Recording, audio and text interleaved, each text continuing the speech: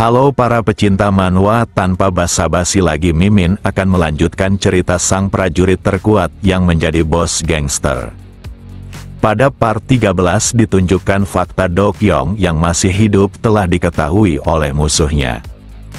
Tak hanya itu, Sogo telah menemukan organisasi dunia bawah yang bisa dirinya manfaatkan.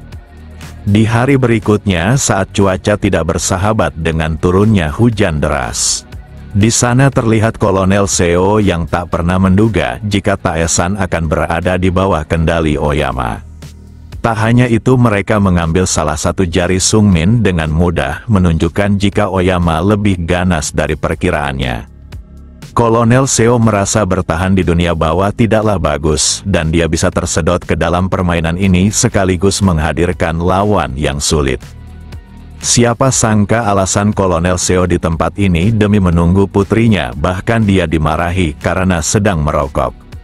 Dia meminta maaf karena tidak menjawab panggilan di ponselnya disebabkan hujan deras ini.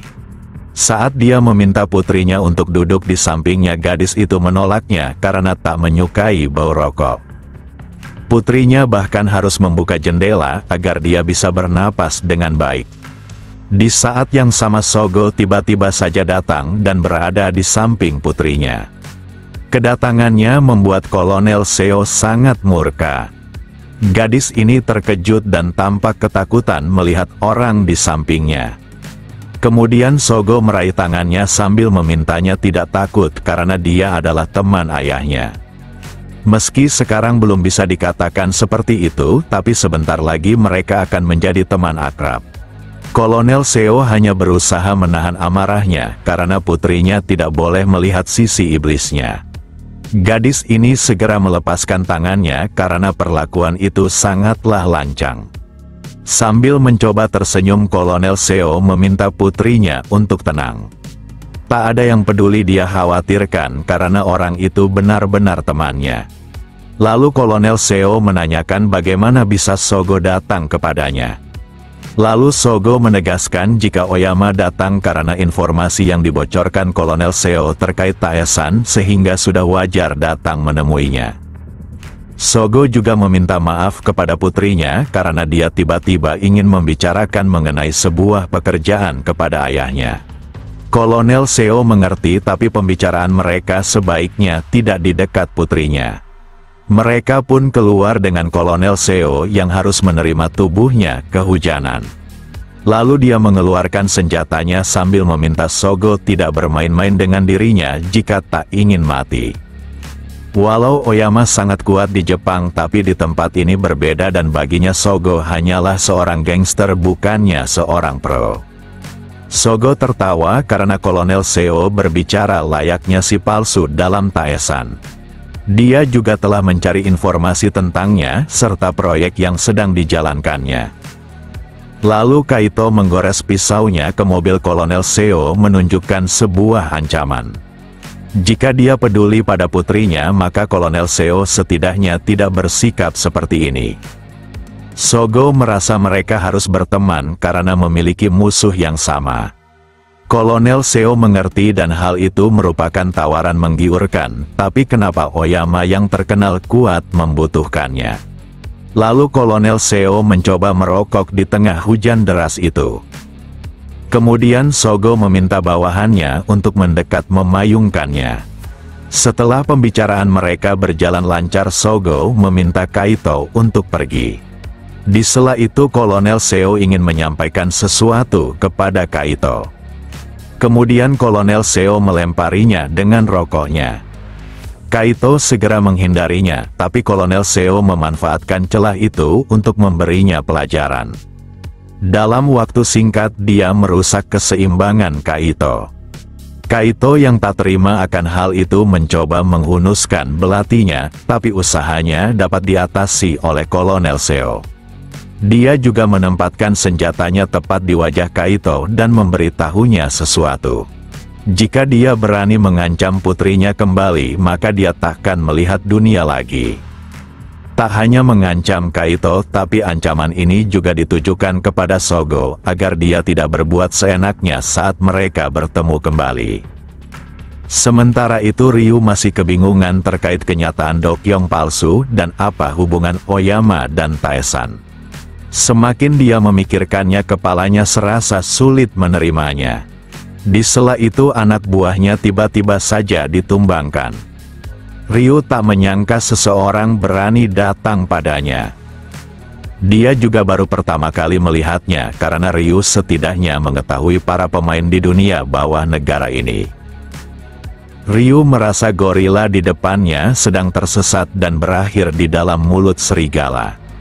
Lalu Nobu mengonsumsi obat dalam jumlah banyak untuk meningkatkan kekuatan sekaligus menghilangkan rasa sakit pada tubuhnya yang masih terluka. Dia akan menunjukkan betapa menakutkannya Oni dalam Oyama.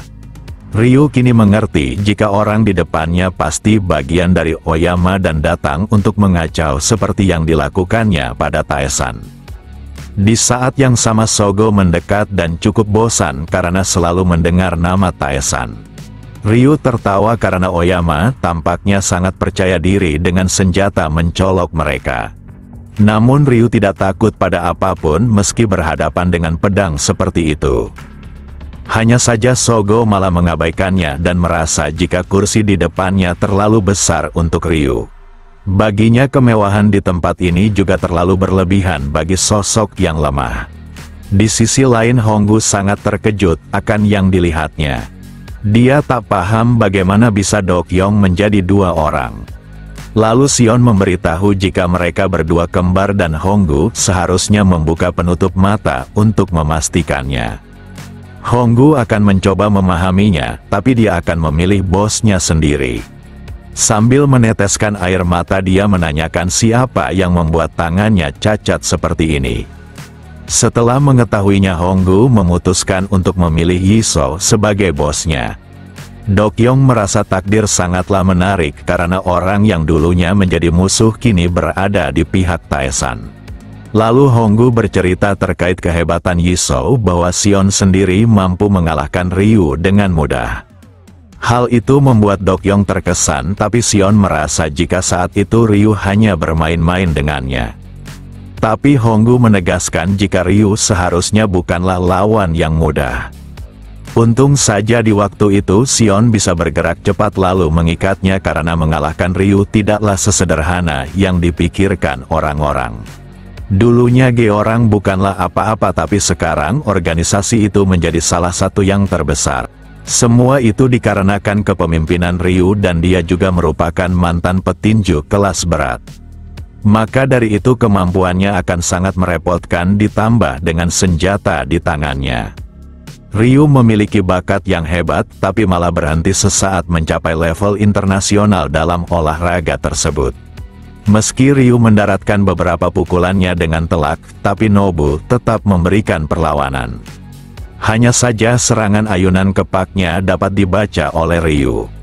Setelah menghindar Ryu mencoba membutakan lawannya. Namun Nobu menyadarinya dan segera melarikan diri untuk menjaga jaraknya. Hanya saja Ryu tak membiarkannya kabur dengan memberikan sebuah tinju terbaik yang sangat telak kepada lawannya. Serangan itu memberikan dampak yang cukup menyakitkan bagi Nobu. Tapi tinju seperti itu belum cukup untuk menumbangkannya, bahkan dia segera mengibaskan kapaknya. Ryu yang dipaksa mundur tergores akan kapak itu dan dia merasa harus serius dalam pertarungan ini. Kemudian Ryu datang dengan langkah yang disertai gerakan layaknya seorang petinju profesional.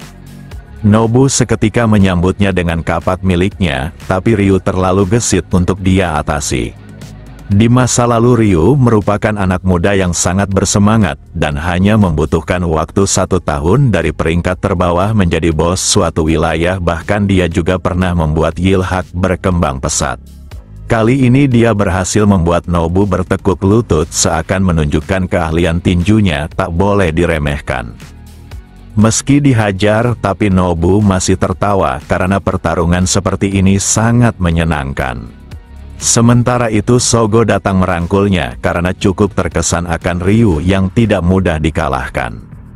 Hanya saja Sogo malah menggunakan cara licik dengan diam-diam menusuknya. Di sisi lain Sung Min terlihat menghentikan tindakan Kaito. Hanya saja Kaito mengabaikannya karena ini adalah perintah bosnya. Maka dari itu dia mempertanyakan kenapa gadis di dekatnya tidak bergerak. Namun si Olan bukanlah gadis menurut yang bisa dijinakkan begitu saja. Dia pun menanyakan bos seperti apa yang menyuruhnya, apakah itu dari Oyama. Si Olan takkan mendengarkan siapapun karena sekarang dia bersama dengan Dok Yong, bukannya Oyama.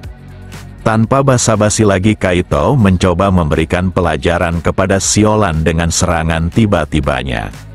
Tapi si Olan dapat mengatasinya, bahkan ingin membuat Kaito merasakan ketajaman pedangnya. Tapi Sung Min menghentikan mereka berdua. Dia paham jika si Olan tak ingin menuruti Oyama, tapi sekarang Yilhak benar-benar membutuhkan kerjasamanya.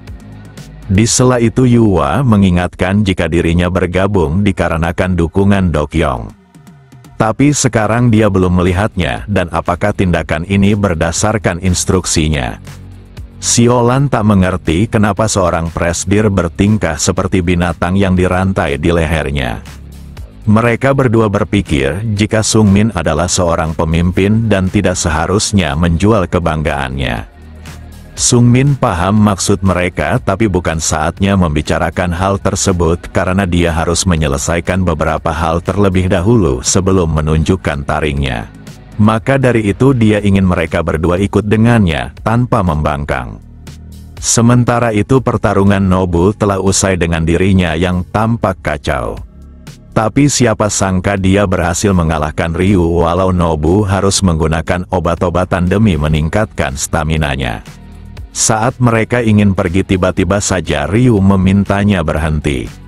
Ryu bangkit dengan tubuh gemetaran sambil menegaskan jika pertarungan belum selesai.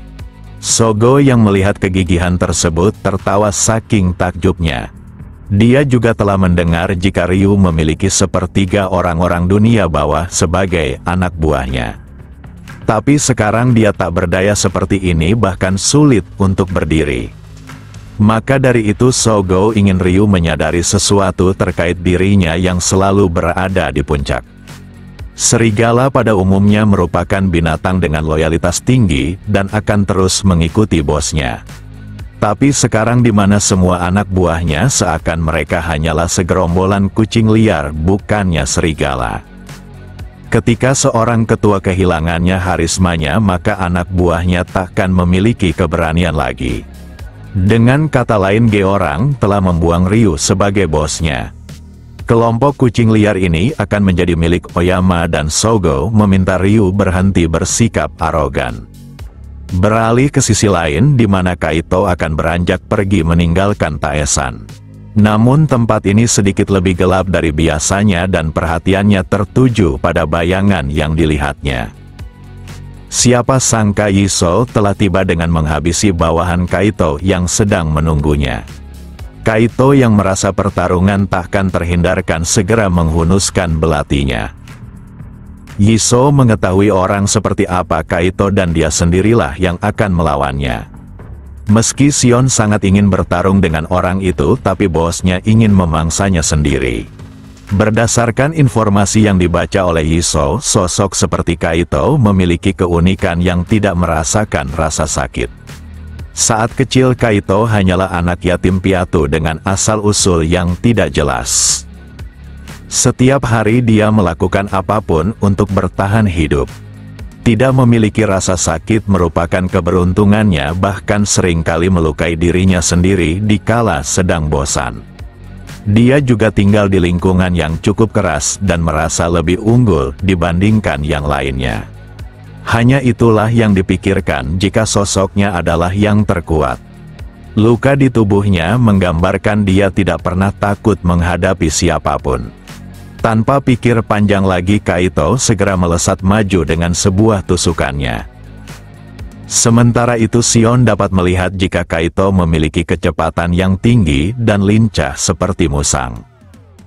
Dia terus menjaga jarak dengan Yisou sambil memanfaatkan senjata di tangannya. Setelah serangan beruntunnya kali ini dia mencoba memaksimalkan tusukannya. Hanya Kaito segera mengubah serangannya menunjukkan tusukan tersebut hanyalah sebuah tipuan belaka.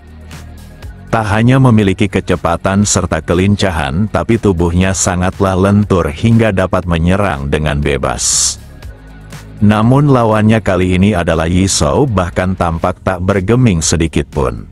Saat Kaito mencoba menyerang kembali, Yisou segera menangkap tangannya, membuatnya bertekuk lutut sambil mengincar persendiannya. Tapi Kaito dapat meloloskan diri dengan mudah diiringi tendangannya. Gerakan tersebut sangatlah tidak normal, karena manusia biasa pasti akan kesakitan saat melakukan gerakan aneh itu. Hal ini menunjukkan jika Kaito benar-benar tidak menerima rasa sakit apapun.